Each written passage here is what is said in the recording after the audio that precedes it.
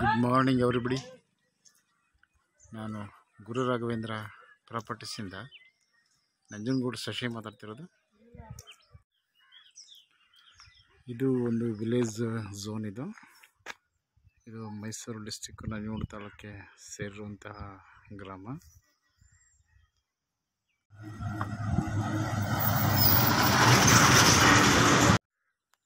ಈಗಾಗಲೇ ಒಂದು ವಿಲೇಜ್ ಒಳಗಡೆ ಒಂದು ಬಸ್ ಹೋಯ್ತಲ್ಲ, ಆ ಬಸ್ ರೋಡಿಂದ ಇದೇ ರೀತಿ ಇದು ಮಡ್ ರಸ್ತೆ, ಇದು ಸರ್ಕಾರಿ ರಸ್ತೆ ಇದು.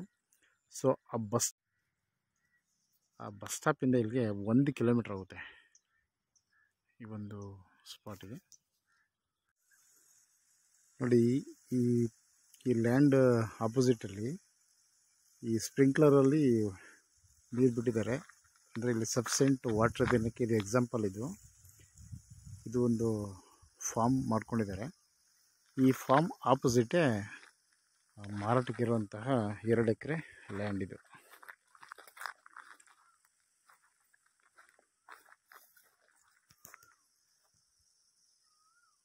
ಇದು ಒಂದು general property.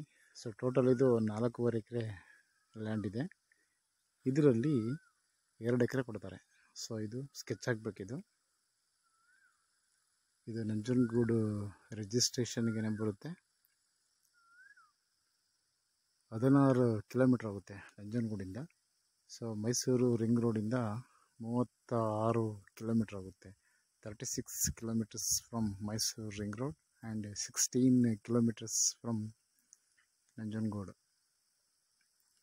So total 4.5 acre ಪ್ರಾಪರ್ಟಿಯಲ್ಲಿ 2 ಎಕರೆ ಮಾತ್ರ ಕೊಡುವಂಥದ್ದು. ಸೊ ಫಸ್ಟ್ ಒಂದು ಫ್ಯಾಮಿಲಿ ಟ್ರೀ ಪ್ರಕಾರ ನಿಮಗೆ ರಿಜಿಸ್ಟರ್ಡ್ ಅಗ್ರಿಮೆಂಟ್ ಮಾಡಿ ಕೊಡ್ತಾರೆ ರಿಜಿಸ್ಟರ್ ಆಫೀಸಲ್ಲಿ. ಆನಂತರ ನಿಮ್ಮ ಒಂದು ಆಧಾರ್ ಕಾರ್ಡು ಮತ್ತು ಸೆಲ್ಲರ್ದು ಆಧಾರ್ ಕಾರ್ಡು ತೊಗೊಂಡು ಸರ್ವೆ ಸ್ಕೆಚ್ ಕಟ್ಟಿ ನಂತರ ನಿಮಗೆ ನಂಬರ್ ಬಂದಮೇಲೆ ರಿಜಿಸ್ಟ್ರೇಷನ್ಗೆ ಹೋಗುವಂಥದ್ದು. ಅಲ್ಲಿ ತನಕ ಸುಮಾರು ಒಂದು 3 ಮಂತ್ಸ್ ಟೈಮ್ ಬೇಕಾಗುತ್ತೆ. ಅಲ್ಲಿ ಏನು ತೆಂಗಿನ ಮರ ಇದೆಯಲ್ಲ, ಅಲ್ಲಿ ತನಕನೂ ಕೂಡ ಈ ಪ್ರಾಪರ್ಟಿ ಇದೆ. ಇದು ಒಂದು ಜನರಲ್ ಪ್ರಾಪರ್ಟಿ. ಸಾಯಿಲ್ ಕೂಡ ಚೆನ್ನಾಗಿದೆ, ರೆಡ್ ಸಾಯಿಲ್ ಇದು. ಎದುರುಗಡೆ ಫಾರ್ಮ್ ಮಾಡಿದ್ದಾರೆ, ಸಫಿಷಿಯೆಂಟ್ ನೀರಿದೆ.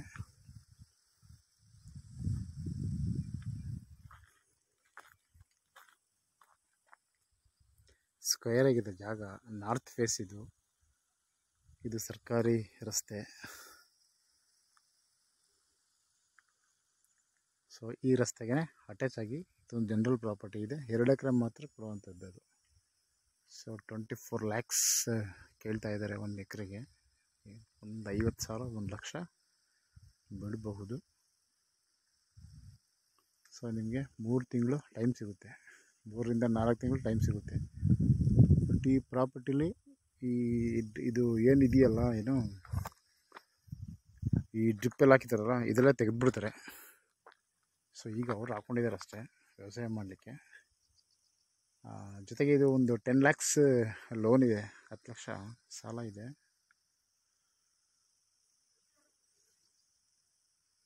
ಓಕೆ, ಡಾಕ್ಯುಮೆಂಟ್ಸು ಕೂಡ ಜಿನೇನ್ ಇದೆ. ಜನರಲ್ ಪ್ರಾಪರ್ಟಿ ವಂಶವೃಕ್ಷ ಪ್ರಕಾರ ನಿಮಗೆ ರಿಜಿಸ್ಟ್ರೇಷನ್ ಮಾಡಿಸಿಕೊಡ್ತಾರೆ. Okay, thanks for watching.